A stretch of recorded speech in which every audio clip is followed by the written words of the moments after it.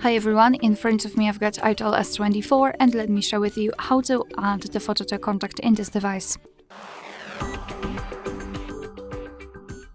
So let's start with opening the contact list, for example with the usage of the dialer. Find the contact you'd like to edit and then tap on it. And tap on this edit icon in the right upper corner. Let me quickly remove the photo, so this is what you will see after entering the contact without any kind of what is signed.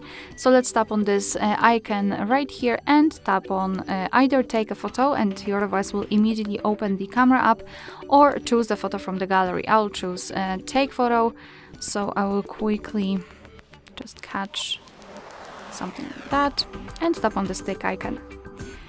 Okay, so now in this step you can change the size of this highlighted square, and thanks to this you can decide what you will see after saving the whole contact, because this area is responsible for it. So position it just like you want to and then tap on save in the left upper corner. Now remember to tap on save in the right upper corner this time, and this is how our contact will look like. Of course you will be able to see this photo on the contact list and, for example, during all incoming calls from that specific number. Alright, so that will be all. Thank you so much for watching. Please hit the subscribe button and leave the thumbs up.